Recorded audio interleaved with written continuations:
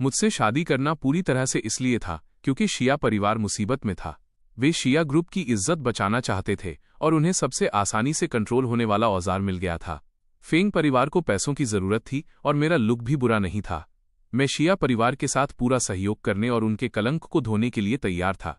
शुरुआत में इस कॉन्ट्रैक्ट मैरिज को लेकर शियाइन के पास ना कहने का कोई अधिकार नहीं था। आखिरकार ये स्कैंडल शियाइन की वजह से ही हुआ था। उस दौरान शियाइन अंधी थी।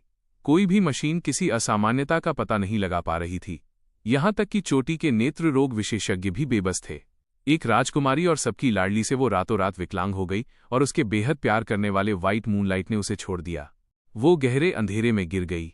शियाइन खुद को भी नहीं बचा पा रही थी। वो दूसरों की परवाह करने की हालत में कैसे हो सकती थी। सबसे जरूरी बात ये कि मैंने शियाइन को कभी नहीं बताया था कि मुझे पियानो बजाना आता है। मैं प्रोफेसर सू के पास गया। शियाइन की ओर देखते हुए मैंने धीमी आवाज में कहा, तुम यहां वापस क्यों आई हो? ये सुनकर शियाइन अचानक अपना आपा खो बैठी। वो मुझ पर चिल्लाई, ये मेरा घर है, मैं वापस क्यों नहीं आ सकती? शियाइन को इतना उत्तेजित देखकर हम दोनों चौंक गए। जब मैं होश में आया तो मैंने जल्दी से सफाई दी। शियाइन, गलत मत समझो, मेरा वो मतलब नहीं था। मुझे बस लगा कि मिस्टर लू वापस आ गए हैं। तुम उनके साथ ज्यादा समय क्यों नहीं बिता रही हो?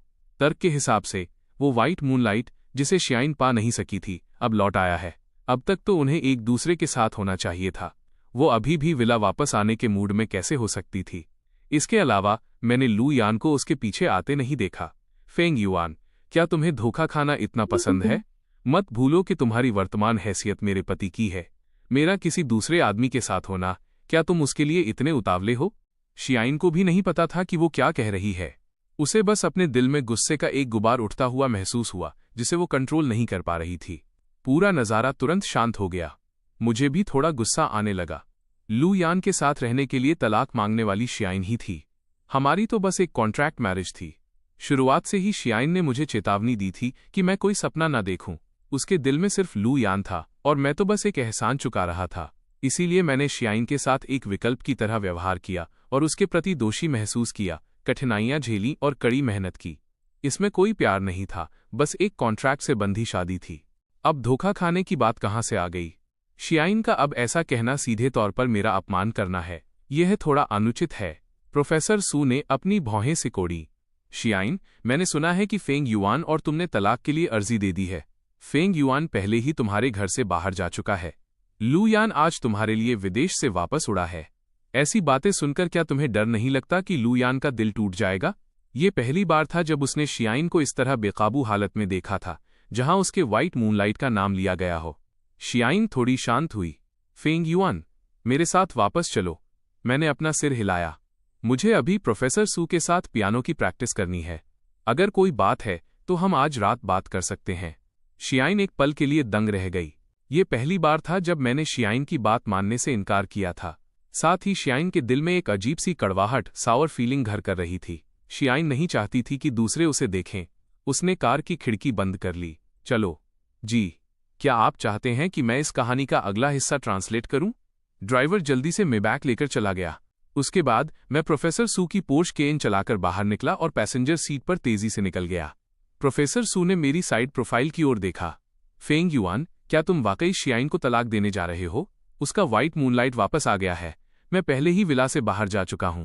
वो नकली कैसे हो सकता है? तो फिर उसने अभी इतनी कड़ी प्रतिक्रिया क्यों दी?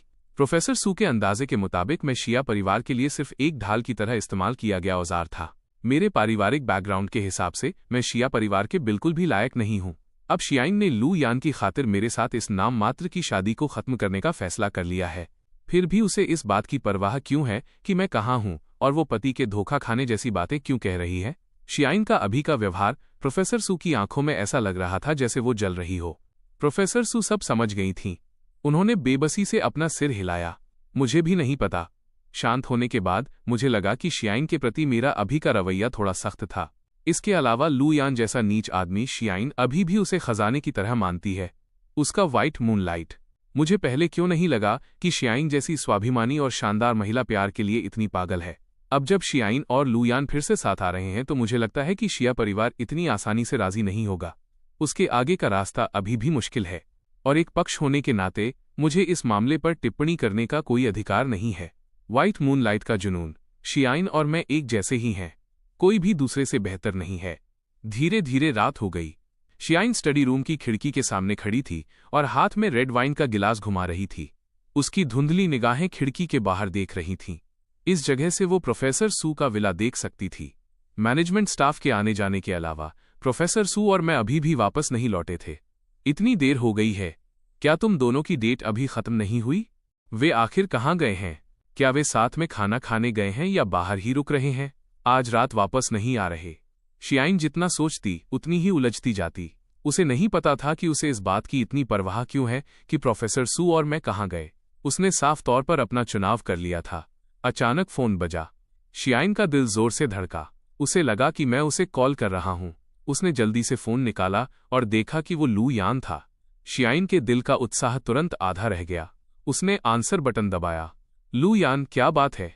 शियाइन, मैंने अपने हाथों से ब्लैक फॉरेस्ट केक बनाया है। ये तुम्हारी पसंदीदा चीज हुआ करती थी। हाँ, मैं अभी तुम्हारे घर आ रहा हूं। पुरानी बातों के जिक्र ने शियाइन की नजरों में थोड़ी कोमलता ला दी। कम से कम लू यान में कुछ ज़मीर तो था। उसे पता था कि उसकी पसंदीदा चीज उसके हाथ का बना ब्लैक फॉरेस्ट केक है। पुराने समय में जब वो स्कूल या काम से थक जाती थी, लू यान हमेशा सही समय पर आता था और शियाइन के लिए अपने हाथ का बना स्वादिष्ट खाना लाता था, जिससे शियाइन की घबराहट शांत हो जाती थी। अगर लू यान की पुरानी समझदारी और बारीकियों पर ध्यान देने वाली वो यादें न होती तो शियाइन कैसे बर्दाश्त कर पाती? लू यान द्वारा छोड़े जाने के बाद भी उसे भुला नहीं सकी। लू यान, शायद तुम्हें नहीं आना चाहिए। गाड़ी चलाते समय लू यान का प्यार भरा चेहरा उतर गया। क्यों शियाइन, क्या तुम्हारे दिल में पहले से ही कोई और है? तुम क्या बकवास कर रहे हो? लू यान, मत भूलो कि मेरा अभी तलाक नहीं हुआ है। इसके अलावा तुमने पहले जो किया उसकी वजह से मेरा परिवार तुम्हें कभी स्वीकार नहीं करेगा। मुझे इन झगड़ों को सुलझाने के लिए बहुत समय चाहिए, वरना अगर हम साथ होते हैं हमें बुनियादी तौर पर किसी का आशीर्वाद नहीं मिल पाएगा। इसके अलावा अगर तुम अभी मेरे घर आते हो तो क्या होगा अगर रिपोर्टर्स ने तुम्हें देख लिया? शियाइन की सफाई ने लू यान के शक को किसी तरह संभाल लिया। फिर शियाइन, मैं बस थोड़ी देर के लिए आऊंगा। मैं बस तुम्हें अपने हाथ का बना ब्लैक फॉरेस्ट केक खाते हुए देखना चाहता हूं, ठीक है? लू यान की इस जायज सी लगने वाली रिक्वेस्ट के सामने शियाइन एक पल के लिए चुप रही। ठीक है लू यान। आखिरकार आज लू यान का देश में पहला दिन था। शियाइन उसे बहुत ज्यादा निराश नहीं कर सकती थी। हालांकि लू यान की आज की गुस्ताखियों और शियाइन का अनादर करने वाली हरकतों की वजह से उसकी फर्स्ट लव वाली इमेज काफी हद तक टूट चुकी थी, लेकिन लू यान अभी भी शियाइन के दिल में पहला प्यार था। वह वही आदमी था जिससे उसने प्यार किया था। फोन रखने के बाद शियाइन ने इत्तेफाक से प्रोफेसर सू के विला को देखा, जहां एक BMW 7 सीरीज गेट पर आकर रुकी। उस पल मैंने लू यान वाली बात को दिमाग से निकाल दिया। मैंने गाड़ी को सही तरीके से गैराज में पार्क किया। प्रोफेसर सू, हम पहुंच गए। मैंने एक नज़र डाली और महसूस किया कि प्रोफेसर सू किसी समय सो गई थीं। प्रोफेसर सू वाकई बहुत थक गई थीं। वो सुबह की फ्लाइट से वापस आई थीं और मेरे साथ पियानो की प्रैक्टिस करने से पहले उन्होंने ज्यादा आराम नहीं किया था। ऐसा लगा जैसे हम पुराने दिनों में वापस आ गए हों। अतीत में प्रोफेसर सू को मुझसे बहुत उम्मीदें थीं। वे हमेशा प्रैक्टिस के दौरान मेरे साथ रहती थीं, यहाँ तक कि उन्होंने अपने कई निजी कामों को भी किनारे रख दिया था। जैसे ही मैंने ये सोचा, मेरे दिल में खुद को दोषी मानने का गहरा एहसास जाग उठा। मैं उन्हें वो कारण नहीं बता सका जिसकी वजह से मैंने तब पियानो छोड़ दिया था। मैं प्रोफेसर सू का बहुत ज्यादा कर्जदार था। फिर भी जब मैंने पहल की और सिर झुकाकर अपनी गलती मानी तो प्रोफेसर सू बिना किसी हिचकिचाहट के विदेश से वापस आ गईं। इस बार मैं निश्चित रूप से उन्हें निराश नहीं करूंगी। मैंने कार के एयर कंडीशनिंग को एक आरामदायक तापमान पर सेट किया और एक सुरीली पियानो धुन बजा दी। अपनी आंखें बंद कर लीं जब नुआंस की मुस्कान अनजाने में मेरे दिमाग में आ गई। मैंने एक बार फिर पियानो वादक बनने की राह पर कदम रखा था। अगर मैं तुमसे दोबारा मिल पाता और तुम वायलिन पर मेरा साथ देती तो वो कितना अद्भुत होता। एक लंबे और व्यस्त दिन के बाद मैं भी थक गया था। मुझे पता ही नहीं चला कि मैं कब सो गया। कुछ देर बाद किसी ने कार की खिड़की थपथपाई। वह प्रोफेसर सू थीं जो पहले जाग गई थीं। उन्होंने अपनी दुखती हुई कनपटी को मला और मेरे बगल में देखा। ये लड़का भी सो गया। प्रोफेसर सू ने कार की खिड़की नीचे करने के लिए बटन दबाया। एक अपरिचित मध्यम आयु वर्ग की आंटी का चेहरा सामने आया। क्या बात है? माफ कीजिएगा मिस सू, मैं शियाइन की हाउसकीपर हूं। मैं यहां मिस्टर फेंग को ढूंढने आई हूं। आंटी ट्रोंग की आवाज सुनकर मैं धीरे धीरे जागा। Professor Su, I am sorry, मैं सो गया था। आंटी ट्रोंग, आप यहां क्यों हैं? शियाइन ने मुझे यहां आकर बताने के लिए कहा है कि उसे आपसे कुछ जरूरी बात करनी है। वो चाहती है कि आप विला में आएं। मैं समझ गया। मुझे एहसास हुआ कि आज मेरा रवैया थोड़ा ज्यादा हो गया था। जब मैं शियाइन से मिलूंगा तो मुझे उसे सब कुछ साफ साफ समझाना होगा। प्रोफेसर सू, तो मैं चलता हूँ। हम कल फोन पर बात करेंगे। मेरा वादा मिलने के बाद प्रोफेसर सू का मूड थोड़ा बेहतर हो गया। जब मैं और आंटी ट्रोंगविला वापस लौटे तो शियाइन स्टडी रूम में थी। मिस्टर फेंग, कृपया अंदर जाइए, मैंने जवाब दिया और दरवाज़ा धकेलकर अंदर चला गया। मैंने देखा कि शियाइन सोफे पर बैठी रेड वाइन की चुस्कियां ले रही थीं। हवा में शराब की महक घुली हुई थी। शियाइन के गालों पर गुलाबी लाली देखकर मैं समझ गया कि उसने काफी पी ली है। मैंने धीरे से पुकारा, शियाइन, मैं आ गया हूं। ये सुनकर शियाइन ने अपना वाइन ग्लास नीचे रखा और उसकी खूबसूरत आंखों ने मुझे ऊपर से नीचे तक देखा। आज तुम प्रोफेसर सू के साथ कहाँ गए थे? हम प्रैक्टिस करने। पियानो की प्रैक्टिस? दिन भर प्रैक्टिस करना काफी नहीं था क्या? तुम इतनी देर से वापस आए और तुम प्रोफेसर सू को विला तक लेकर आए। फेंग युआन, क्या तुम्हें पता है कि अभी तुम्हारी हैसियत क्या है? अगर दूसरे देखेंगे कि मेरी यानी शियाइन का पति किसी दूसरी औरत को घर छोड़ रहा है तो सब क्या सोचेंगे? हम सब जुन माउंटेन के प्राइवेट विला एरिया में रहते हैं। तुम्हें यहाँ कितने लोग जानते हैं, क्या तुम्हें अंदाजा नहीं है? मुझे नहीं पता कि वो नशे में थी या किसी और वजह से, लेकिन शियाइन की आवाज में एक अजीब सी तेजी थी। मुझे समझ नहीं आ रहा था कि शियाइन क्या सोच रही है। प्रोफेसर सू के करीब जाना, क्या शियाइन यही नहीं चाहती थी? उस तरह शियाइन को ये नहीं लगता कि मेरा अब भी उसके प्रति कोई और इरादा है। ये शियाइन और लू यान के दोबारा साथ आने के लिए भी फायदेमंद होता। देखो शियाइन, हमारी कॉन्ट्रैक्ट मैरिज खत्म होने वाली है। हम तलाक की प्रक्रिया में हैं। इसके अलावा प्रोफेसर सू और मेरे बीच सिर्फ एक टीचर और स्टूडेंट का रिश्ता है। ये पूरी तरह से पाक है। क्यों न हम जल्द ही कुछ समय निकालें और तलाक को फाइनल करने के लिए सिविल अफेयर्स ब्यूरो चले? ये हम दोनों के लिए अच्छा होगा। इससे पहले कि मैं अपनी बात पूरी करता, शियाइन ने मुझे बीच में ही टोक दिया। तुम मुझसे तलाक लेने के लिए इतने उतावले क्यों हो? क्या ये प्रोफेसर सू के साथ रहने के लिए है? शियाइन नंगे पैर चलते हुए इंपोर्टेड पर्सियन कालीन पर कदम रखती हुई मेरे सामने आकर खड़ी हो गई। उसकी शराब की गंध मेरी नाक तक पहुंची, जिसमें एक जानलेवा आकर्षण था। शियाइन, तुम नशे में हो। शियाइन इस वक्त बिल्कुल भी होश में नहीं थी। वो जो बातें कह रही थीं, उनका कोई तुक नहीं बन रहा था। मैं इतनी आसानी से नशे में नहीं होती। फेंग युआन, जब तक हमारा आधिकारिक तौर पर तलाक नहीं हो जाता तब तक कॉन्ट्रैक्ट लागू है। मत भूलो, कॉन्ट्रैक्ट में एक नियम है, तुम्हें दूसरी महिलाओं के साथ ज्यादा करीब नहीं होना है और शिया परिवार की बदनामी नहीं करनी है। मुझे समझ नहीं आ रहा था कि हंसूं या रोऊं। शियाइन बहुत बड़ी ढोंगी बन रही थी। तलाक का प्रस्ताव देना, कॉन्ट्रैक्ट रद्द करना, अपने पहले प्यार के साथ रहने की इच्छा रखना, ये सब शियाइन ही कर रही थी। उसने ही मुझसे कहा था कि जल्दी से तलाक फाइनल करो, विला से बाहर जाओ और लू यान और शियाइन के पुराने प्यार के बीच बाधा न बनूं। मैंने वो सब किया। शुरू से अंत तक मैंने पूरी तरह से शियाइन के नियमों का पालन किया और नतीजा ये है कि शियाइन मेरे मुंह पर कह रही है कि कॉन्ट्रैक्ट अभी भी लागू है। लेकिन मैं क्या कर सकता था? शियाइन ही स्पॉन्सर थी। मेरे 10 मिलियन अभी भी शियाइन के हाथ में थे। इसके अलावा शियाइन ने फेंग परिवार को बचाया था। मैं उन लोगों में से हूं जो अपना एहसान चुकाते हैं। वैसे भी शियाइन इस वक्त साफ तौर पर नशे में थी। उसे चीजें समझाना बेकार था। वह एक शब्द भी नहीं सुनती। शियाइन की इच्छा के साथ जाना ही बेहतर था। ठीक है, ठीक है, ठीक है, ये मेरी गलती है। शियाइन, अब और मत पियो। शियाइन के साथ इन 3 सालों में मैंने समय बर्बाद नहीं किया है। मुझे पता है कि शियाइन को जल्दी शांत करने के लिए उसे कैसे मनाना है। तो मेरे मनाने पर शियाइन धीरे धीरे शांत हो गई और यहां तक कि उसका नशा भी काफी हद तक उतर गया। अपनी उन मांगों को याद करते हुए जो उसने अभी मुझसे की थीं, शियाइन ने अपना गला साफ किया।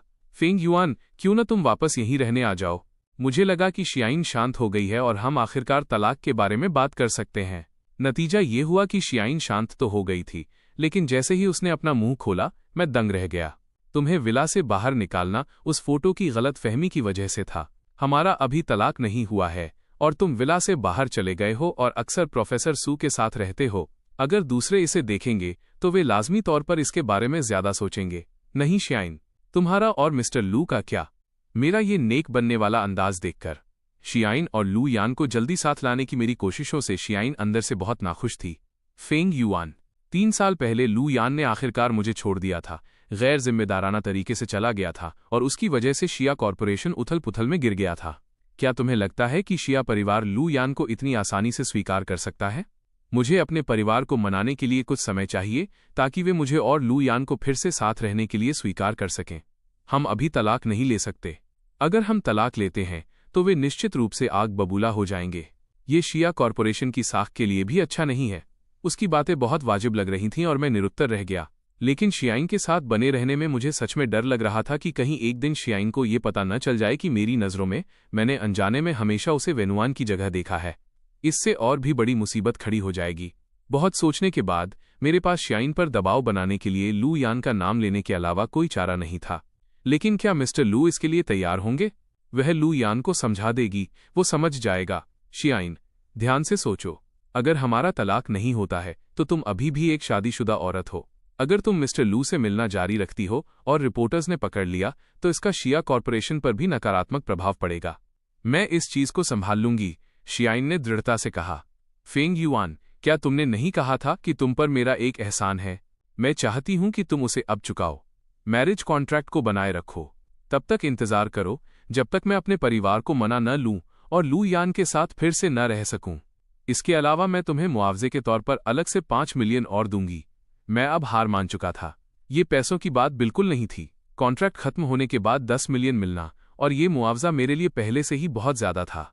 शियाइन के साथ एक ही छत के नीचे रहना, उस सब्स्टिट्यूट वाले राज का लू यान के निशाने पर होना और मेरा फिर से पियानो वादक बनने की राह पर चलना, मुझे डर था कि इसमें बहुत सी बाधाएं आएंगी। पर मैं क्या कर सकता था? मैंने शियाइन से एक एहसान का वादा किया था। शियाइन, तुमने फेंग परिवार को बचाया है।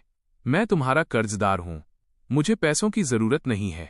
मैं शिया परिवार की साख बनाए रखने में मदद के लिए वापस भी आ सकता हूं, लेकिन हमें तलाक तो लेना ही होगा। साथ ही कॉन्ट्रैक्ट की एक शर्त को बदलना होगा। 3 साल पहले मैंने तुम्हारे अंधे होने की चिंता में तुम्हारी देखभाल के लिए अपना करियर छोड़ दिया था। अब जब तुम ठीक हो गई हो तो मुझे भी एक पियानो वादक के रूप में अपनी जिंदगी जीनी है। मैं इस बात पर अब कोई समझौता नहीं करूंगा। इसे शियाइन के प्रति मेरा कर्ज और पछतावा चुकाना समझो। एक बार जब शिया परिवार शियाइन को लू यान के साथ रहने की इजाजत दे देगा तो मेरे लिए पीछे हट जाना ही सबसे अच्छा होगा। जब शियाइन ने मुझे ऐसा कहते सुना तो उसका दिल अनजाने में कचोट उठा। तुम तलाक के लिए इतने अड़े हुए हो, क्या ये प्रोफेसर सू की वजह से है? क्या फेंग युआन मुझसे सबसे ज्यादा प्यार नहीं करता? शियाइन को इतना प्यार करना कि अपनी जान की भी परवाह न करना। प्रोफेसर सू की वजह से वो देश लौटते ही तलाक के लिए इतना दृढ़ है और यहां तक कि उसे और लू यान को साथ रहने का आशीर्वाद भी दे रहा है। उसके दिल में वो आखिर है क्या?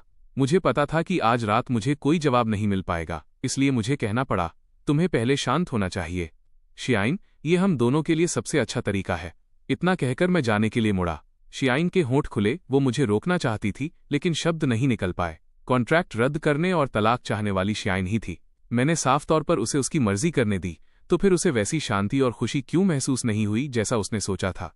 बटलर लाई आगे आए और पूछा, मिस्टर फेंग, शियाइन कैसी है? ओह मिस्टर फेंग, सच कहूं तो वो लू यान वाकई शियाइन के लायक नहीं है। पिछले कुछ सालों को देखते हुए जिस इंसान को असल में शियाइन के साथ अपनी जिंदगी बितानी चाहिए वो आप हैं।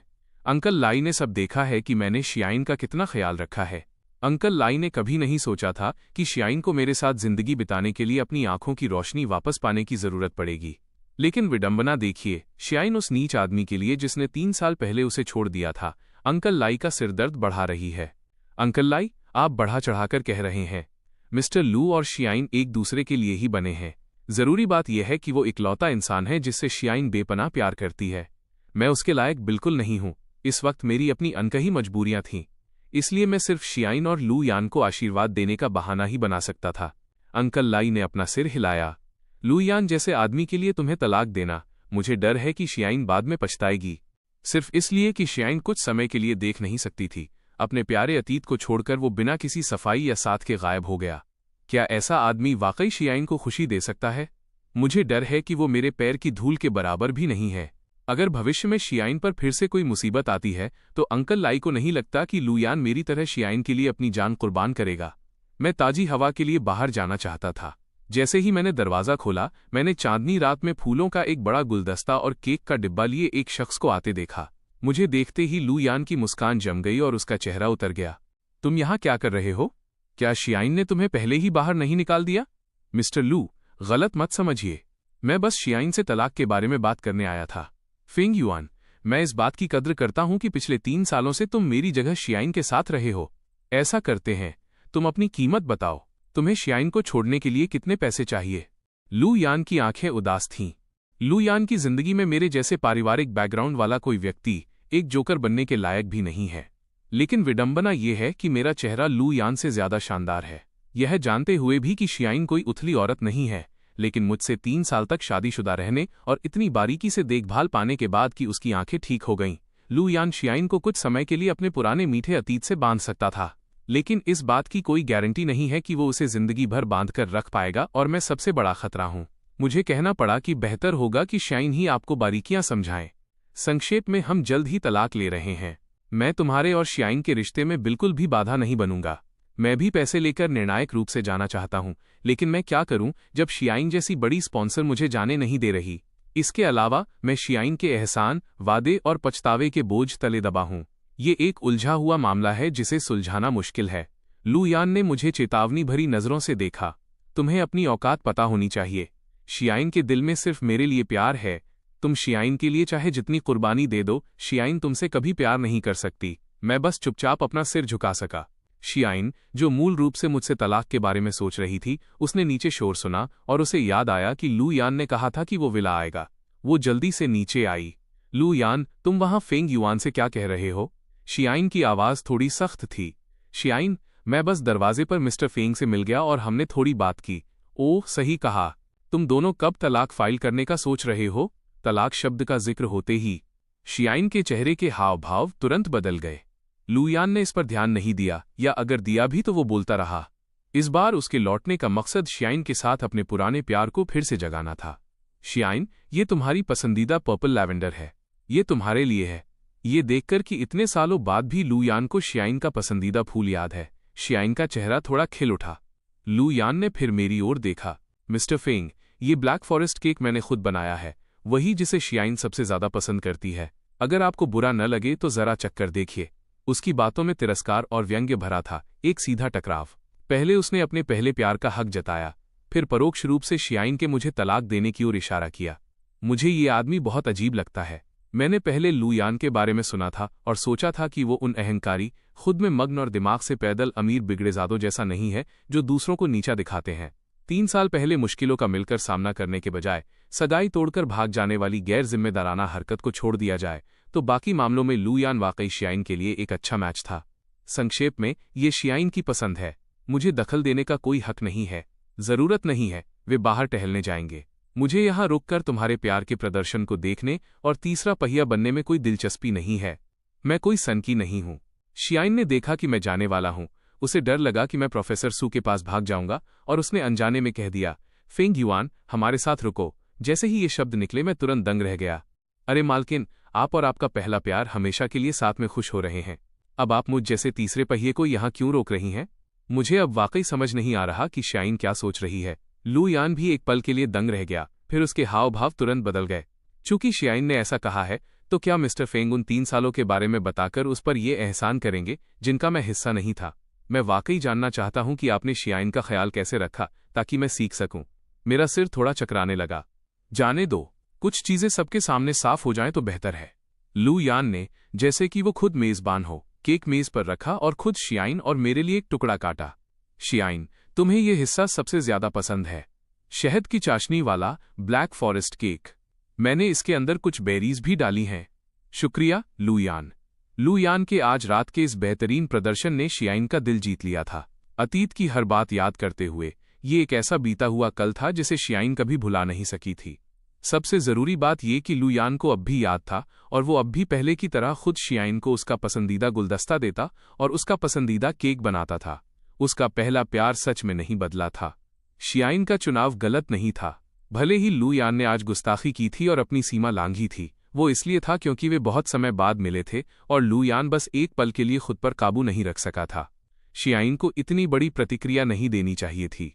यह सोचकर शियाइन के दिल में लू यान के प्रति अपराध बोध की भावना जागी। उसने अपना कांटा उठाया और लू यान का बनाया ब्लैक फॉरेस्ट केक चखा। शियाइन अनजाने में दंग रह गई। केक को लू यान ने और बेहतर बनाया था। यह और भी स्वादिष्ट था। लेकिन पिछले 3 सालों में मैंने भी शियाइन के लिए किचन में जाकर बेकिंग की थी। एक समय था जब शियाइन ने अफसोस जताया था कि उसे फिर कभी लू यान के हाथों का बना केक चखने को नहीं मिलेगा। सबसे स्वादिष्ट ब्लैक, दुनिया का सबसे बेहतरीन ब्लैक फॉरेस्ट केक।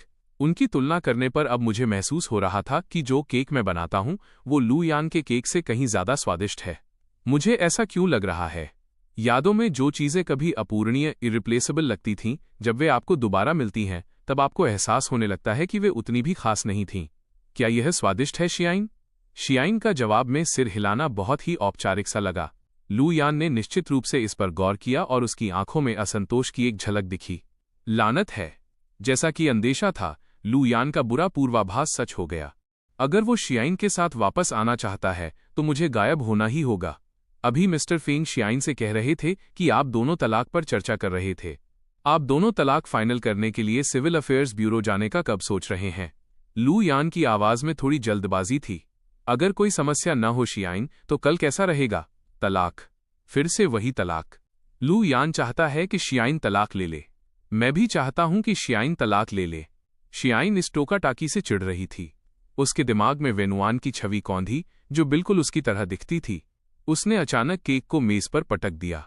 लू यान, मैं क्या करती हूं? क्या इसके लिए मुझे तुम्हारी सलाह की जरूरत है? इस हरकत ने लू यान और मुझे दोनों को चौंका दिया। लू यान ने खुद को संभाला और जल्दी से सफाई दी। शियाइन, मेरा वो मतलब नहीं था। इस मामले के लिए मेरे पास अपनी योजनाएं हैं। तुम अपना सामान लेकर आए थे, तो अब जल्दी यहां से जाओ। दूसरों को गलतफहमी मत होने दो। अंकल लाई मेहमान को बाहर तक छोड़ आइए। पास खड़े अंकल लाई ने उम्मीद नहीं की थी कि बात यहां तक पहुंच जाएगी, लेकिन इस नीच लू यान को दरवाजे से बाहर निकालना कुछ ऐसा था जो अंकल लाई काफी समय से करना चाहते थे। मिस्टर लू, शियाइन का मूड अभी ठीक नहीं है, कृपया किसी और दिन आइए। लू यान गुस्से में चला गया। उसने सोचा था कि वो इस घर का मालिक है, वो पहला प्यार जिसे शियाइन चाहकर भी नहीं छोड़ सकती थी। लेकिन देखते ही देखते वो एक जोकर बन गया और मेरे सामने उसकी काफी किरकिरी हुई। लू यान के जाने के बाद मैं खुद को बोलने से नहीं रोक सका। शियाइन, तलाक के बारे में तुम्हें बहुत ध्यान से सोचना चाहिए। इसे मिस्टर लू के साथ तुम्हारे रिश्ते पर असर नहीं डालने देना चाहिए। शियाइन मुझे ऐसे घूर रही थी जैसे मेरे दिल के पार देखना चाहती हो। फेंग युआन, क्या तुम मुझसे बहुत प्यार नहीं करते? इतना प्यार कि अपनी जान की भी परवाह न करो। मैं तलाक में देरी कर रही हूं तो तुम इतनी जल्दी में क्यों हो? शियाइन, जिस आदमी से तुम प्यार करती हो वो मिस्टर लू हैं। वो तुम्हारा पहला प्यार हैं। क्या तुमने इन चीजों के बारे में काफी समय से नहीं सोच रखा था? मुझे सच में समझ नहीं आ रहा कि तुम क्या करना चाहती हो। मेरी इन बातों ने सीधे शियाइन के दिल को छलनी कर दिया। शियाइन अनजाने में मुझसे तलाक लेने का विरोध क्यों कर रही थी? यहां तक कि खुद शियाइन को भी समझ नहीं आ रहा था कि वो क्या करना चाहती है। इस तलाक पर विस्तार से चर्चा करने की जरूरत है। ये सिर्फ तुम्हें, मुझे और लू यान को ही नहीं, बल्कि शिया कॉर्पोरेशन को भी प्रभावित करता है। मैं अब और कोई परेशानी नहीं चाहती। इतना कहने के बाद शियाइन बिना एक शब्द बोले सीधे ऊपर चली गई और मुझे वहीं हैरान छोड़ दिया। हैं? ऐसा नहीं हो सकता शियाइन, क्या तुम पागल हो गई हो? अगले दिन मैं शिया कॉर्पोरेशन की बिल्डिंग पहुंचा। अपने सामने उस गगनचुंबी ऑफिस बिल्डिंग को देखते हुए मैंने अपनी आंखें सिकोड़ी। अब इसे हमेशा के लिए खत्म करने का समय आ गया है। ऑफिस में शियाइन की आवाज थोड़ी गुस्से भरी थी। फेंग युआन, क्या मैंने तुमसे घर वापस आने के लिए नहीं कहा था? तुम कल रात फिर क्यों चले गए? मैंने बिना किसी खास भाव के शियाइन की ओर देखा। मैंने बाहर एक अपार्टमेंट किराए पर ले लिया है। आज से तुम वापस यहीं रहने आ रहे हो। मैं एक ही बात दूसरी बार नहीं कहना चाहती। शियाइन, इस बारे में मैंने कल रात ही सब साफ कर दिया था। मैं वापस आ सकता हूं, लेकिन हमें पहले तलाक फाइल करना होगा। मुझे अपना करियर भी आगे बढ़ाना है। शियाइन मुझे हैरानी से ताकती रह गई। क्या ये वही समझदार और ख्याल रखने वाला फेंग युआन है जिसने पहले इतनी मुश्किलें झेली थीं? जब से शियाइन को मेरी और वेनुआन की फोटो मिली थी, ऐसा लग रहा था जैसे मैं वाकई बदल गया हूं। आखिर में मैं जिससे प्यार करता हूं वो वेनुआन है या शियाइन? ये सोचकर शियाइन की आवाज थोड़ी नरम पड़ गई। फेंग युआन, तुम पहले ऐसे नहीं थे। शियाइन, हमारे लिए, हम तीनों के लिए तलाक ही सबसे अच्छा विकल्प है। पहले मैं कॉन्ट्रैक्ट के हिसाब से काम करता था। फेंग परिवार पर तुम्हारी दया के लिए शुक्रगुजार था, इसलिए तुम्हारी हर बात मानता था। अब तुम्हारी आंखें ठीक हो गई हैं तो कॉन्ट्रैक्ट खत्म हो गया है। मुझे भी उन चीजों के पीछे फिर से जाना चाहिए जो मैं चाहता हूं। ये सुनकर शियाइन ने अपना आपा खोते हुए मेरी ओर देखा और कहा, फेंग युआन, मत भूलो कि कॉन्ट्रैक्ट की अवधि में अभी भी 2 साल बाकी हैं। अब तुम मेरे आदेशों की नाफरमानी कर रहे हो, जिसका मतलब है कि तुम कॉन्ट्रैक्ट का पालन नहीं कर रहे हो। मेरे पास वो सब वापस लेने का अधिकार है जो मैंने तुम्हें दिया है। मैंने शियाइन को कभी इस तरह नहीं देखा था। फेंग युआन, मैं बस और परेशानी नहीं चाहती। तलाक ठीक है, लेकिन अभी नहीं। इसे मेरा तुमसे विनती करना समझो। क्या तुम वापस आ सकते हो? तलाक के बारे में हम बाद में बात करेंगे। क्या तुमने नहीं कहा था कि तुम पर मेरा एक एहसान है? उस एहसान का जिक्र आते ही मेरा गुस्सा थोड़ा कम हो गया। ठीक है, मैं वापस आ सकता हूं। मैं तलाक को भी टाल सकता हूं, लेकिन मैं बाहर वाला अपार्टमेंट वापस नहीं करूंगा और तुम मेरे करियर में दखल नहीं दोगी। शियाइन को दांत पीसकर राजी होना पड़ा। मेरे जाने के बाद लियू कियान तुरंत अंदर आई। शियाइन, तलाक के बारे में तुम्हारी और फेंग युआन की क्या बात हुई? लियू कियान की आंखों में उम्मीद देखकर शियाइन को और भी बुरा लगा। मेरा फेंग युआन को तलाक देने का कोई इरादा नहीं है। ये सुनकर लियू कियान का चेहरा विस्मय से भर गया। तो तुम लुयान के साथ वापस आना चाहती हो? ऐसा नहीं हो सकता। शियाइन, आखिर तुम क्या सोच रही हो? अभी तलाक का सही समय नहीं है। शियाइन, कहीं ऐसा तो नहीं कि तुम्हें पछतावा हो रहा है? मुझे मत बताना कि तुम्हें फेंग युआन से प्यार हो गया है। शियाइन ने तुरंत इनकार कर दिया। मैं जिससे प्यार करती हूं वो लुयान है, हमेशा वही रहा है। लियू कियान के जाने के बाद शियाइन के फोन पर एक मैसेज आया। डायरेक्टर शिया वेनुआन की फाइलों के बारे में हमने उन्हें इकट्ठा करना लगभग पूरा कर लिया है। दूसरी तरफ मैं हुआशिया कंजर्वेटरी ऑफ म्यूजिक पहुंचा। अपने सामने कैंपस के जाने पहचाने नज़ारों को देखना गर्मी की सुबह की सबसे सुरीली धुन जैसा था। एक समय था जब मैं भी इसका हिस्सा था। अचानक पीछे से प्रोफेसर सू की आवाज आई। तुम क्या सोच रहे हो? प्रोफेसर सू, क्या इत्तेफाक है? मैं बस आपसे संपर्क करने ही वाला था। प्रोफेसर सू ने मेरी ओर देखा, मुस्कुराई और कहा, मुझे बस डर था कि ये लड़का कहीं अचानक अपना वादा तोड़कर भाग न जाए। चलो, हम पियानो रूम चलते हैं और प्रैक्टिस शुरू करते हैं। फेंग युआन, तुम्हें अब अपनी पुरानी यादों को जल्दी से ताज़ा करने की ज़रूरत है। मैं एक व्यवस्था अरेंजिंग शुरू करूंगी तुम्हारे लिए। कॉम्पिटिशन। मैं 3 साल के लिए गायब हो गया था, इसलिए कॉम्पिटिशन में हिस्सा लेने के लिए बहुत सी योग्यताओं की कमी थी। मैं सिर्फ ई लेवल से शुरू कर सकता हूं। अब मुझे घरेलू जजों से ज़्यादा एस स्कोर हासिल करने होंगे, तभी मैं अंतर्राष्ट्रीय पियानो कॉम्पिटिशन में हिस्सा लेने के लिए अपनी रैंकिंग तेजी से बढ़ा पाऊंगा। जहां तक प्रोफेसर सू की दयालुता की बात थी, मेरे पास उन्हें चुकाने के लिए कुछ नहीं था। मैं उन्हें सिर्फ एक पियानो धुन ही दे सकता था। पियानो रूम में मेरी लंबी, पतली और गोरी उंगलियां उन काले और सफ़ेद बटनों पर उतरीं। हर स्पर्श हवा में मौजूद धूल के नन्हे कणों को जगा सकता था, जो बटनों के बीच किसी रात के आसमान के सबसे चमकते सितारों की तरह लचीलेपन से बुन रहे थे और नाच रहे थे। धुन के रास्ते को निर्देशित करते हुए एक शानदार और आकर्षक संगीत का जाल बुन रहे थे। किसी समय पियानो रूम के बाहर बड़ी संख्या में छात्र जमा हो गए थे। ज्यादातर लोगों ने सुना था कि हुआशिया कंजर्वेटरी ऑफ म्यूजिक की उस समय की प्रतिभा, यानी मैं और प्रोफेसर सू स्कूल वापस आ गए हैं और वे सीनियर फेंग के पियानो वादन को अपने कानों से सुनना चाहते थे। मेरे वीडियो के बारे में उन्होंने बहुत कुछ सुना था, लेकिन अंत में अपनी आंखों से देखने से उसकी कोई तुलना नहीं थी। बीथोवेन की ये मूनलाइट सोनाटा मैंने बहुत ही बेहतरीन तरीके से बजाई। सुर बहुत भावुक थे, जो लोगों को मंत्रमुग्ध कर रहे थे और असीम उदासी और दुख से भरे थे। जब धुन खत्म हुई तो प्रोफेसर सू की आंखें अभी भी बंद थीं। वे इसका आनंद ले रही थीं। पियानो रूम के बाहर अचानक तालियों की गड़गड़ाहट गूंज उठी। इसे सुनकर प्रोफेसर सू ने कुछ बार खासा छात्रों के समूह की ओर देखा और कहा, फेंग युआन को इस समय अपना पूरा ध्यान प्रैक्टिस पर लगाने की जरूरत है। पियानो रूम के बाहर जमा न हो। प्रोफेसर सू को थोड़ा सख्त होना पड़ा और उन्होंने सबको वहां से हटा दिया। तभी भीड़ में अचानक एक छोटी सी लड़की दिखाई दी। उसके रंगे हुए लंबे सुनहरे बाल हवा में उड़ रहे थे और उसके हाथ में एक वायलिन था। वो तब तक दौड़ी जब तक उसकी सांस फूल नहीं गई। प्रोफेसर सू, एक पल रुकिए। उस पल मुझे अपनी सांसें रुकती हुई महसूस हुईं। वो बिल्कुल उस लड़की जैसी दिख रही थी जिसने हाई स्कूल में मेरी जान बचाई थी। मैं झटके से खड़ा हो गया, लेकिन एक पल की घबराहट के बाद मुझे एहसास हुआ कि मेरे सामने खड़ी लड़की वेनुआन नहीं थी। मैं धीरे से वापस अपनी कुर्सी पर बैठ गया। प्रोफेसर सू ने स्वाभाविक रूप से मेरी इस असामान्य प्रतिक्रिया पर गौर किया। फेंग युआन, क्या तुम इसे जानते हो? मैंने अपना सिर हिलाया। उस सुनहरे बालों वाली लड़की ने दौड़कर मेरे पास आकर सफाई दी। मेरा नाम किंशुन है। मैं फर्स्ट ईयर की छात्रा हूँ, बैच 24 वायलिन में मेजर कर रही हूँ। सीनियर फेंग, आप शायद मुझे नहीं जानते होंगे, लेकिन मैं आपको जानती हूँ। जब मैंने पहली बार आपको पियानो बजाते सुना था तो मैंने सोचा था कि अगर मुझे कभी आपसे मिलने का मौका मिला तो सीनियर, मैं चाहूंगी कि आप पियानो पर मेरा साथ दें। मुझे पता है कि ये अनुरोध बहुत अचानक और जल्दबाजी वाला है, लेकिन मुझे लगता है कि ये मेरे लिए जिंदगी में एक ही बार मिलने वाला मौका है। मुझे उम्मीद है सीनियर कि आप एक धुन के लिए मेरा साथ देंगे। किंशुन ने अपने दिल की बात एक ही सांस में कह दी। अंत तक आते आते उसकी सांस लगभग फूल गई थी और उसका छोटा सा चेहरा लाल हो गया था। सब फुसफुसाने लगे। किंशुन, मैंने सुना है कि इस साल स्कूल के वायलिन विभाग ने एक प्रतिभाशाली वायलिन लड़की को विशेष प्रवेश दिया है। वो वायलिन विभाग की सबसे खूबसूरत लड़की बेल भी है। आपकी फर्स्ट ईयर की जूनियर वाकई इतनी जबरदस्त है। किंशुन की बातें सुनकर मुझे फिर से वेनुआन की याद आ गई। मिलती जुलती, वाकई बहुत ज्यादा मिलती जुलती। वेनुआन ने भी मुझसे कुछ इसी तरह का मतलब रखने वाली बात कही थी। ये सोचकर मेरा दिल, जिसे मैंने अभी बड़ी मुश्किल से संभाला था, फिर से तेज दर्द के साथ धड़कने लगा। तो ये तुम हो, जूनियर किंशुन?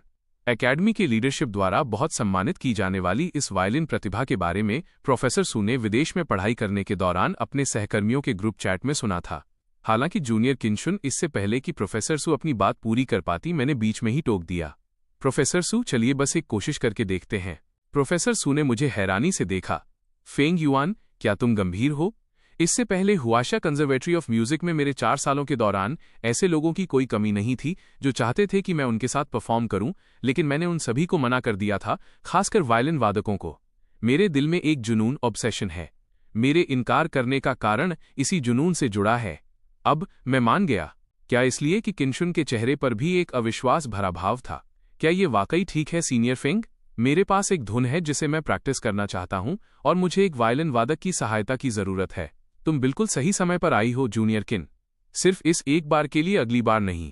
मैंने अंत में ये वाक्य फिर भी जोड़ दिया क्योंकि मैं अपने बगल वाली जगह वेनुआन के लिए बचाकर रखना चाहता हूं। मेरे बगल में पहला स्थान हमेशा वेनुआन का ही रहेगा। किनशुन को इस दुर्लभ अवसर को हाथ से नहीं जाने देना था। शुक्रिया सीनियर फेंग। आप कौन सी धुन बजाना चाहेंगे? सीनियर फेंग, चलिए सीक्रेट बजाते हैं। क्या आप इसे जानते हैं? मैं इन सभी धुनों को जानता हूं। मैंने प्रोफेसर सू की ओर देखा। प्रोफेसर सू, क्या आप कृपया हारमनी के साथ मेरी और जूनियर किन की मदद कर सकती हैं? ठीक है, ठीक है। चूंकि मैंने कह दिया था, प्रोफेसर सू छात्रों को निराश नहीं करना चाहती थीं। पियानो रूम में दोपहर की हल्की धूप के बीच मैंने धीरे से इंट्रो शुरू किया। मेरी उंगलियां उन काले और सफेद बटनों पर नाचने लगीं। एक मधुर और उदास धुन गूंज उठी। हर नोट भावनाओं के तारों को बिल्कुल सही जगह छू रहा था। प्रोफेसर सू समय रहते हारमनी के साथ शामिल हो गईं। उनका प्रदर्शन पूरी तरह से तालमेल में था, जो मेरे पियानो वादन के साथ मिलकर सितारों के समंदर में घुल रहा था। आसपास के छात्रों ने बहुत पहले ही स्क्रीन रिकॉर्ड करने के लिए अपने फोन निकाल लिए थे। कितना अच्छा है! किनशुन मेरे और प्रोफेसर सू के बीच की केमिस्ट्री देखकर दंग रह गई और वो खुद भी हार नहीं मान सकती थी। उसने एक गहरी सांस ली, अपना वायलिन उठाया और बजाना शुरू किया। वायलिन की मधुर आवाज में एक स्वप्निल और शुद्ध गुण था जो वास्तविकता की सीमाओं को पार कर रहा था। सीक्रेट की धुन पूरे पियानो रूम में फैल गई।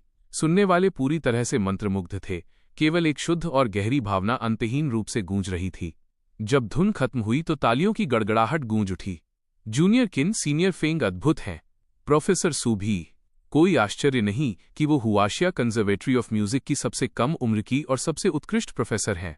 प्रोफेसर सू, मैं अगली बार आपकी पियानो क्लास के लिए भी साइन अप करना चाहता हूं। किनशुन ने राहत की सांस ली। इससे पहले कि वो अपने माथे से घबराहट का पसीना पोंछ पाती, उसने मुझे और प्रोफेसर सू को झुककर प्रणाम किया। शुक्रिया सीनियर फेंग। प्रोफेसर सू। जिस पल उसके सुनहरे बाल उड़े, मुझे ऐसा महसूस हुआ जैसे मैं अतीत में लौट आया हूं। लेकिन किनशुन अंत में वेनुआन नहीं थी। परफॉर्मेंस खत्म हो गई है। अब आप सब जा सकते हैं। फेंग युआन को अभी प्रैक्टिस जारी रखने की जरूरत है। आसपास के छात्र संतुष्ट होकर चले गए। किनशुन अपना वायलिन केस लेकर पियानो रूम से बाहर निकली। उसकी सबसे अच्छी सहेली फेंग जियाओ तुरंत पास आई। शुन, तुम सच में कमाल हो। सीनियर फेंग युआन से साथ परफॉर्म करने के लिए पूछने की हिम्मत करना। तुम्हें इतिहास में पहली लड़की कहा जा सकता है। मुझे भी उम्मीद नहीं थी कि सीनियर फेंग युआन मान जाएंगे। सीनियर और प्रोफेसर सू वाकई लाजवाब हैं। उनका तालमेल इतना सटीक था कि मुझे उनके साथ बने रहने के लिए बहुत मेहनत करनी पड़ी। मैं ही थी जो उन्हें पीछे खींच रही थी। उसकी सहेली फेंग जियाओ ने तुरंत उसे दिलासा दिया। चलो भी, सीनियर फेंग और प्रोफेसर सू के साथ ये तुम्हारा पहला परफॉर्मेंस था और तुमने पहले ही इतना अच्छा किया। अगर ये बिल्कुल परफेक्ट होता तो तुम जैसी जीनियस हम जैसे आम लोगों को जीने कैसे देती? हे, क्या तुम्हें लगता है कि सीनियर फेंग युआन की कोई गर्लफ्रेंड है? क्या उनके मन में तुम्हारे लिए कोई फीलिंग्स हैं? आखिर सीनियर फेंग युआन ने पहले कभी किसी वायलिन वादक के साथ परफॉर्म नहीं किया है। इस बार उन्होंने एक अपवाद बनाया। किनशुन अचानक रुक गई। उसकी आंखों में दुख की एक झलक दिखी, उनके मान जाने की असली वजह। किनशुन को पता था कि ये इन सुनहरे बालों की वजह से था। बहुत समय पहले किनशुन मुझसे मिल चुकी थी।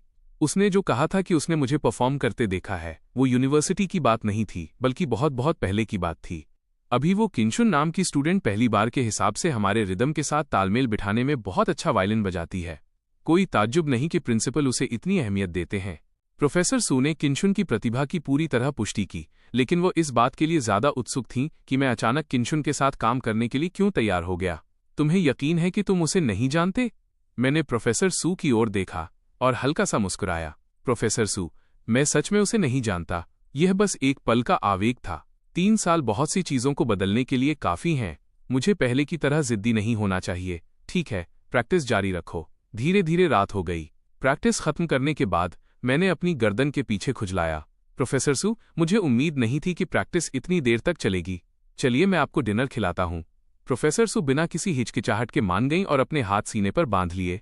ठीक है फेंग युआन, मैं तुम्हारे हाथ का बना कुछ खाना चाहती हूँ, लेकिन अगर शियाइन को पता चला तो क्या वो नाराज नहीं होगी? वह अपनी व्हाइट मूनलाइट को संभालने में व्यस्त है। उसके पास तुम्हारा ख्याल रखने का समय कहाँ होगा? इसके अलावा अपने सम्मानित टीचर को खाना खिलाना कोई बहुत बड़ी मांग नहीं है ना? प्रोफेसर सू ने शरारत से मुझे आंख मारी और मजाक किया। बिल्कुल, ये ज्यादा नहीं है। अगर तुम मुझे ट्रीट नहीं दोगे तो देखना मैं फिर तुम्हारी मदद करूंगी या नहीं। मेरे किराए के अपार्टमेंट में लौटकर, प्रोफेसर सू, कृपया इसे अपना ही घर समझें। मैं खाना बनाने जा रहा हूँ। किचन में मुझे व्यस्त देख प्रोफेसर सू डाइनिंग टेबल पर बैठ गईं और एक हाथ पर अपनी ठुड्डी टिका ली। उनकी निगाहें स्वप्निल थीं, जैसे कुछ साल पहले मेरे यूनिवर्सिटी के दिनों में लौट गई हों। उस समय प्रोफेसर सू मेरी बहुत परवाह करती थीं और व्यक्तिगत रूप से मेरा मार्गदर्शन करती थीं। हालांकि प्रोफेसर सू को ये कुछ नहीं लगता था, लेकिन मैं इसे ऐसे ही स्वीकार नहीं कर सकता था।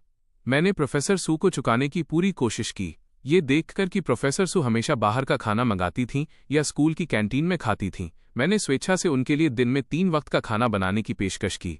उस समय प्रोफेसर सू को यह मजेदार लगा था। एक अमीर परिवार से आने के कारण प्रोफेसर सू ने क्या नहीं खाया होगा?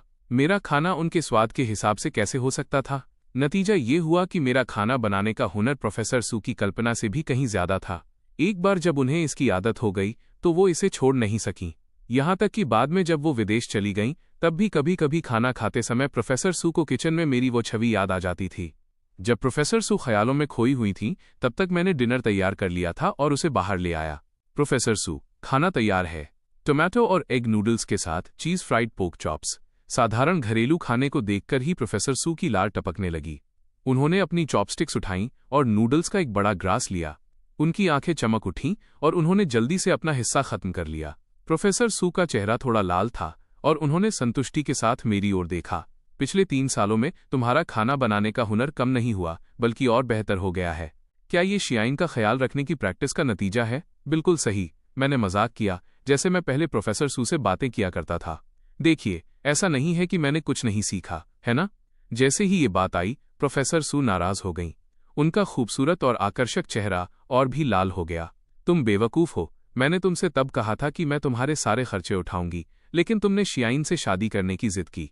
वो जिंदगी में एक बार मिलने वाला मौका था, जिसके लिए अनगिनत लोग भीख मांगते हैं और उन्हें नहीं मिलता। फिर भी तुमने उसे बस किसी और को सौंप दिया। प्रोफेसर सू, शियाइन से शादी करने का मुझे कोई पछतावा नहीं है। वह कुछ ऐसा था जो मुझे करना ही था।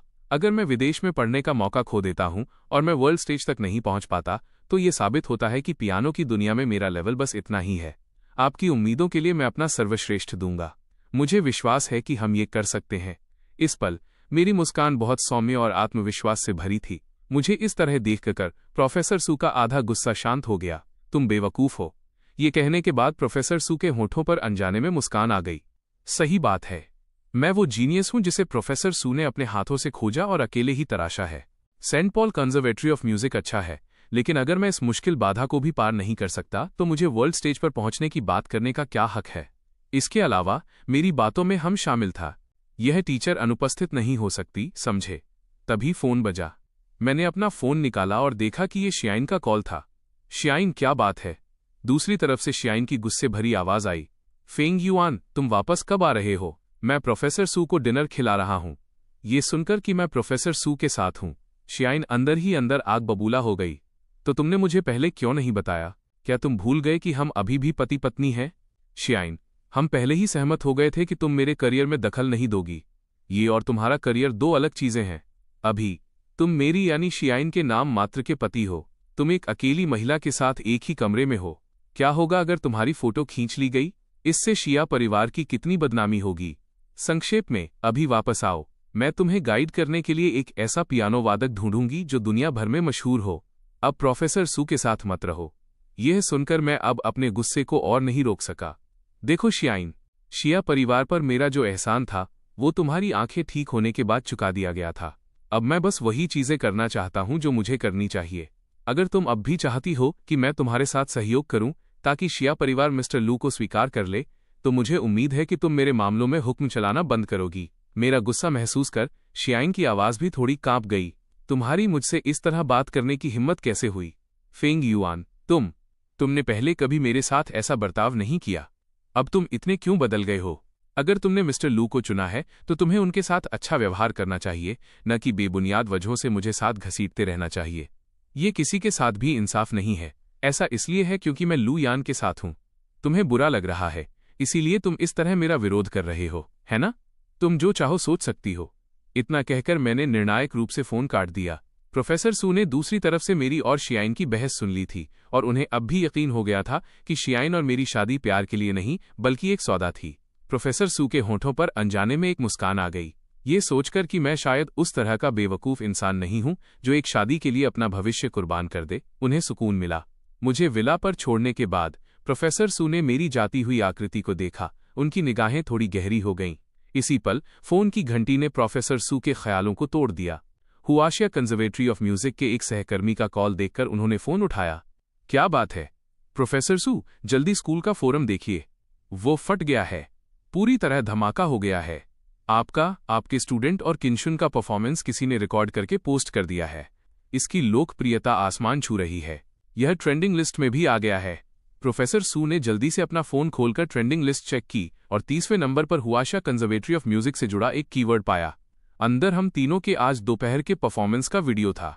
नीचे लाइक की संख्या 10 लाख पार कर चुकी थी। कमेंट्स 1 लाख से ज्यादा थे। शेयर भी 1 लाख से ऊपर थे और ये अभी भी तेजी से बढ़ रहे थे। प्रोफेसर सू ने बेबसी से अपना सिर हिलाया। वो पहले अपने पारिवारिक संपर्कों का इस्तेमाल करके इस ट्रेंडिंग टॉपिक को दबाना चाहती थी, क्योंकि उनकी परवरिश ने उन्हें सुर्खियों में रहना पसंद नहीं सिखाया था। लेकिन इस बार वो हिचकिचा गईं। अगर शिया परिवार इस ट्रेंडिंग टॉपिक को देखता है तो शायद इससे मुझे शियाइन से जल्दी तलाक लेने में मदद मिल सके। प्रोफेसर सू सच में नहीं चाहती थी कि मैं शियाइन के साथ अपने रिश्ते की वजह से अपना भविष्य फिर से बर्बाद करूं। शियाइन के विला लौटने पर अंकल लाई जल्दी से पास आए। मिस्टर फेंग, आप आखिरकार वापस आ गए। मिस शिया अभी भी आपका इंतजार कर रही हैं। उन्होंने डिनर तक नहीं किया है। उन्होंने डिनर क्यों नहीं किया? मुझे भी नहीं पता। मिस शिया बहुत गुस्से में लग रही हैं मिस्टर फेंग। अब मिस शिया घर के शेफ का बनाया खाना नहीं खाएंगी। वो सिर्फ वही खाती हैं जो आप खुद बनाते हैं। मैंने बेबसी में सिर हिलाया। शियाइन आखिर क्या सोच रही है? मुझे अब कुछ समझ नहीं आ रहा। क्या अपने शरीर को इस तरह तड़पाने में मजा आता है? अंत में मैंने बेबसी में वही नूडल्स बनाए जो शियाइन को पसंद थे। नूडल्स का कटोरा लेकर मैं शियाइन की स्टडी के दरवाजे पर पहुंचा और दस्तक दी। शियाइन, मैं हूं। स्टडी में कोई हलचल नहीं हुई। मुझे पता था कि शियाइन मुझे देखना नहीं चाहती। वो भी ठीक है, मैंने नूडल्स बना दिए हैं। इन्हें गर्मा गर्म खा लेना। मैं इन्हें दरवाजे पर ही छोड़ रहा हूं। ट्रे को जमीन पर रखते हुए मैंने कहा। जैसे ही मैं मुड़ने वाला था, दरवाजा अचानक खुला। फेंग युआन, तुम्हारी जाने की हिम्मत कैसे हुई? मेरी नजरों के सामने शियाइन की गुस्से से भरी सर्द निगाहें थीं। फेंग युआन, तो तुम्हें अभी भी मेरी सेहत की फिक्र है। मुझे लगा तुम्हारे पंख निकल आए हैं और अब तुम्हें किसी चीज की परवाह नहीं रही। मुझे बस उलझन महसूस हुई। शियाइन, मुझे लगता है कि अब जब तुम्हारी आंखों की रोशनी वापस आ गई है तो हमें चीजें साफ कर लेनी चाहिए। तुम अपनी व्हाइट मूनलाइट से मिल चुकी हो। तुम्हारे पास सब कुछ है। तुम मेरे लिए चीजें मुश्किल क्यों कर रही हो? शियाइन निरुत्तर रह गई। वो मुड़ी और बोली, फेंग युआन, नूडल्स का कटोरा मेरे लिए अंदर ले आओ। मैंने मन ही मन आह भरी और कटोरा उठाकर शियाइन के सामने ले गया। शियाइन तुरंत कुछ नहीं बोली, बस मेरे बनाए नूडल्स खाने लगी। खाना खत्म करने के बाद उसने रुमाल से अपना मुंह पोंछा। तभी उसने अपनी खूबसूरत आंखें उठाकर सीधे मेरी ओर देखा। सूर्यास्त की रोशनी में मेरे नैन नक्श और भी आकर्षक लग रहे थे। फेंग युआन, असल में मैं तुम्हारे लिए मुश्किलें खड़ी नहीं करना चाहती, लेकिन मत भूलो कि हमारे बीच अभी भी एक कॉन्ट्रैक्ट है। तुम दूसरी औरत के साथ डेट पर जा रहे हो और खाना खा रहे हो। क्या होगा अगर कोई तुम्हें देख ले? यह देखकर कि शियाइन आखिरकार शांत हो गई है, मैंने अपनी बात रखी। शियाइन, तुमने मुझसे वादा किया था कि तुम मेरे करियर में बाधा नहीं बनोगी। अब से मैं दिन में बाहर रहूंगा। क्या तुम्हें किसी चीज में मेरे सहयोग की जरूरत है? बस मुझे बता देना, मैं रात को वापस भी आ जाऊंगा। मैं तुम्हारे साथ कॉन्ट्रैक्ट का पालन करने की पूरी कोशिश करूंगी। जहां तक तलाक की बात है, हमें प्रक्रिया जल्दी पूरी कर लेनी चाहिए। शियाइन आखिरकार ये सवाल पूछने से खुद को रोक नहीं पाई। तलाक? फेंग युआन, क्या तुम प्रोफेसर सू के साथ रहना चाहते हो? तुम इसे मेरी जलन समझ सकते हो, जो तुम्हें मेरे और लुयान के बीच चुनाव करने की धमकी दे रही है। मैंने सीधा जवाब नहीं दिया, बल्कि शियाइन की सच्ची भावनाओं को शब्दों में पिरोया। तो तुम्हारा जवाब पहले से ही साफ है। तुम मिस्टर लू को चुनोगी, मुझे नहीं। शियाइन एक पल के लिए अवाक रह गई। जैसे ही शियाइन चुप हुई, अपने दिल की उथल पुथल को सुलझाना उसे मुश्किल लग रहा था, तभी फोन बजा। शियाइन ने देखा, लू यान का कॉल था। मैंने शियाइन की झिझक को ताड़ लिया और खुद ही खड़ा हो गया। मैंने वो सब कह दिया है जो कहने की जरूरत थी। शियाइन, अब मैं आराम करने जा रहा हूं। ये देखकर कि मैं दरवाजे तक पहुंच गया हूं, शियाइन फिर भी बोल पड़ी, फेंग युआन, क्या तुम कल मेरे लिए नाश्ता बना सकते हो? बिल्कुल पहले की तरह। ठीक है, लेकिन शियाइन, तुम्हें मेरे बिना रहने की आदत जल्दी डालनी होगी। मैं यहां हमेशा के लिए नहीं रह सकता। इतना कहकर मैं मुड़ा और चला गया। शियाइन ने सुन्न होकर फोन उठाया। लू यान, क्या बात है? शियाइन, मुझे तुम्हारी बहुत याद आ रही है। मैं तुम्हारी आवाज सुनना चाहता था। ओह, सही कहा। फेंग युआन के ट्रेंडिंग टॉपिक के बारे में तुमने अभी तक नहीं देखा, है ना? शियाइन को अचानक एक बुरा अंदेशा हुआ। उसने जल्दी से अपना कंप्यूटर खोला और मेरे बारे में ट्रेंडिंग टॉपिक ढूंढा। वो मेरा, प्रोफेसर सू और किंशुन का साथ में परफॉर्म करते हुए एक वीडियो था। शियाइन खुद को मंत्रमुग्ध होकर सुनते हुए पाया। परफॉर्म करते समय मैं चमकता हुआ लग रहा था। शियाइन, मुझे लगता है कि फेंग युआन का पियानो टैलेंट बुरा नहीं है। अब उसने नाम बनाने के लिए दूसरी औरतों के साथ परफॉर्म करना शुरू कर दिया है, ताकि तुमसे तलाक के बाद अपने करियर की राह आसान कर सके।